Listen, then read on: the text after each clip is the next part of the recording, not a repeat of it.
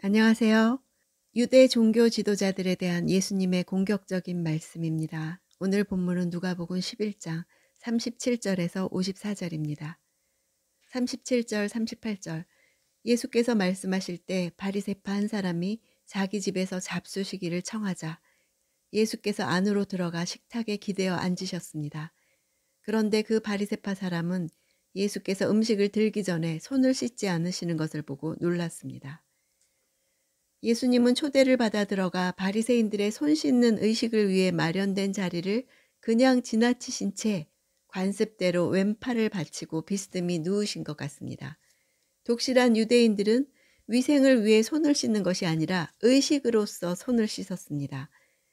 정결 의식은 매 식사 전에, 심지어는 음식이 나오는 중간에 의식 절차로 손을 씻는 용도로 성별된 특별한 항아리로 갔습니다. 물을 부어 손을 씻은 다음에 오염된 물이 다시 손가락 쪽으로 흘러내리지 않도록 손을 쳐들어서 물이 손목 쪽으로 흘러내리게 했습니다. 물이 손목까지 내려와야 그 손은 정결해진 것입니다. 지나치게 세세한 절차는 500여 년에 걸쳐서 축적된 것이었습니다. 강박에 가까운 규율이 바리새인들에게는 하나님의 율법에 대한 사랑의 표현이었습니다. 그렇기 때문에 예수님이 그냥 누우셨을 때 집주인은 아연실색한 것입니다. 39절. 그러자 주께서 그에게 말씀하셨습니다. 너희 바리새파 사람들은 잔과 접시의 겉은 깨끗이 닦지만 너희 속에는 욕심과 사악함이 가득 차 있다. 바리새인들은 정치 사회 영역에서 압력 집단이었습니다. 그들은 율법을 지키도록 사람들을 이끄는 임무를 자청해서 떠맡은 사회 집단에 가까웠습니다. 그들의 온화한 태도와 세련된 외형과 높은 신학 지식과 위압적인 논쟁 실력과 관습의 엄격한 준수는 노동자 계층의 유대인들 사이에서 경건의 완벽한 본보기로서 그들에게 엄청난 권위를 부여했습니다. 그들은 수백 년 동안 축적된 콘크리트처럼 단단히 굳은 관습 위에 서 있었습니다. 아무도 감히 바리새인들에게 맞서지 못했습니다. 그런데 지금 예수님은 씻지 않음에 대해 깜짝 놀라는 그의 마음속 이의에 대답하시면서 바리새인을 공격할 태세를 취하셨습니다. 잔과 접시의 겉과 속을 대조하시면서 그들의 겉과 속이 다른 위선을 지적하십니다. 41절. 그 속에 있는 것으로 자비를 베풀라. 그러면 모든 것이 너희에게 깨끗해질 것이다. 그 속에 있는 것이 무엇인지에 대해 많은 논란이 있습니다. 음식을 말하는지, 재물을 말하는지. 그들 속에 욕심과 사악이 가득 차 있는 결과 부정한 재물을 축적했을 것입니다. 그래서 탐욕과 악행을 버리고 그 재물로 가난한 자들을 구제할 때 하나님과의 관계와 마음까지 깨끗해질 것이라고 하신 거라 추정합니다. 42절. 너희 바리새파 사람들에게 화가 있을 것이다. 너희는 박하와 운향과 온갖 채소들의 11조를 하나님께 바치면서 정작 공의와 하나님의 사랑은 무시해버리는구나. 그런 것들도 행해야 하지만 이런 것들도 소홀히 해서는 안 된다. 박하는 민트를 말하고 운향도 허브의 일종입니다. 이들 박하, 운향, 채소는 11조의 대상이 아니지만 바리새인들은 11조로 규정된 요구 이상의 것을 바치고 있었던 것입니다. 43절. 너희 바리새파 사람들에게 화가 있을 것이다. 너희는 회당에서 높은 자리에 앉기 좋아하고 시장에서 인사받기 좋아하는구나. 좋아한다는 단어는 그들이 이런 행위를 얼마나 좋아했었는지를 보여줍니다. 이 단어의 원형인 아가파오는 하나님이나 그리스도에 대한 사랑이나 성도를 향한 하나님의 사랑을 나타내는 단어입니다. 그들이 바쳐야만 하는 하나님에 대한 사랑을 사람들로부터 받기를 원했습니다. 현재 직설법으로 사용되어서 그들이 지속적으로 종교적 교만과 세속적인 명예욕을 열망했다는 것을 보여줍니다. 44절. 너희에게 화가 있을 것이다. 너희는 드러나지 않는 무덤 같아서 사람들이 밟고 다니나 무덤인 줄 모른다. 당대의 유대인들은 바리새인들의 내적 부패가 얼마나 심했는지 알지 못했습니다. 사람들이 모르고 뚜렷하게 표시되어 있지 않은 무덤 위를 걸어 다니면 의식상 7일 동안 부정해지는 것처럼 바리새인들의 악한 영향을 받아서 바리새인들의 흉내를 내는 중에 자신들도 모르게 더러워진다는 사실을 지적하고 있습니다. 45절. 한 율법학자가 예수께 말했습니다. 선생님께서 이렇게 말씀하시면 저희까지 모욕하는 것입니다. 율법학자는 대부분 바리새파 출신이고 알고 있는 모든 지식을 바리새인들에게 가르쳤기 때문에 슈퍼 바리새인이라고 할 수 있습니다.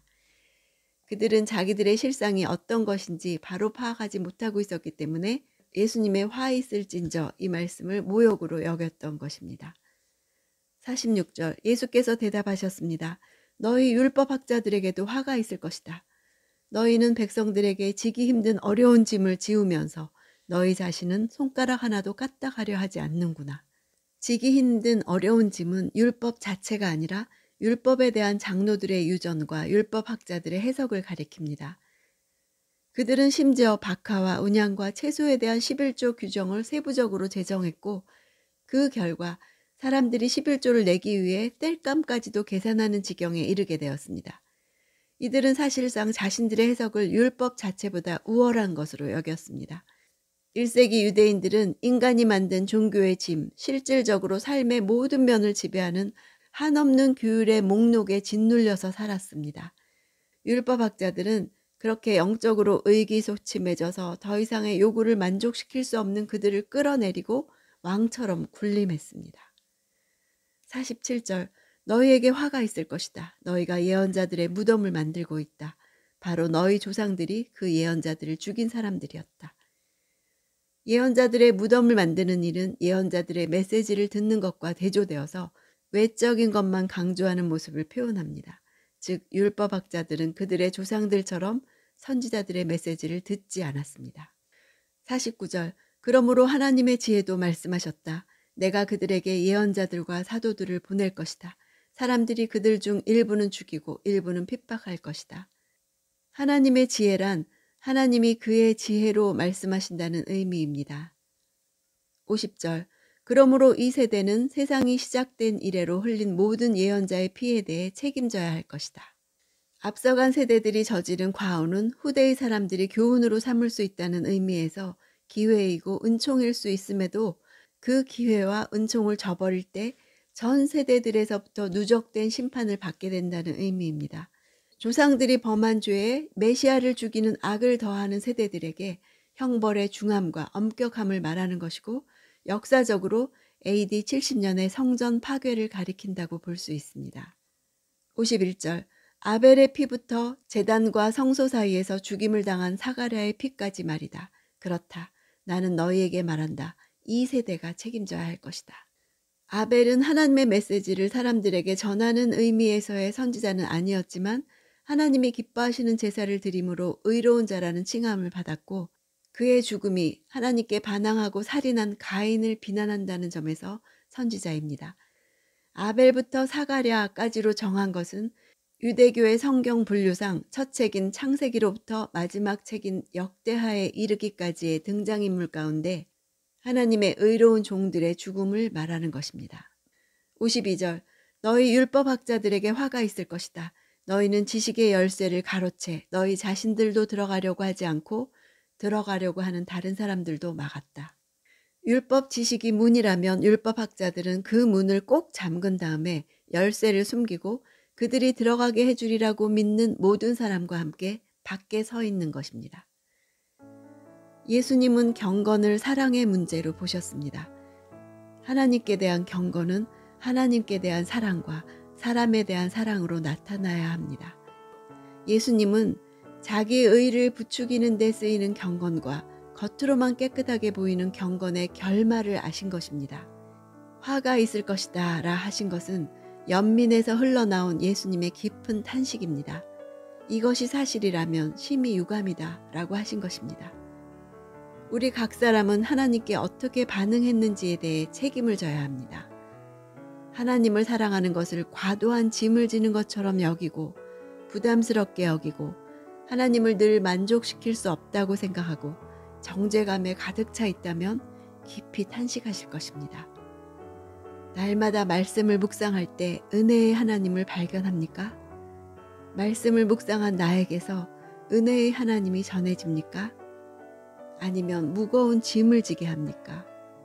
큐티한 자체가 내 의가 된다면 오늘날에도 바리새인과 율법학자는 가까이에 있습니다.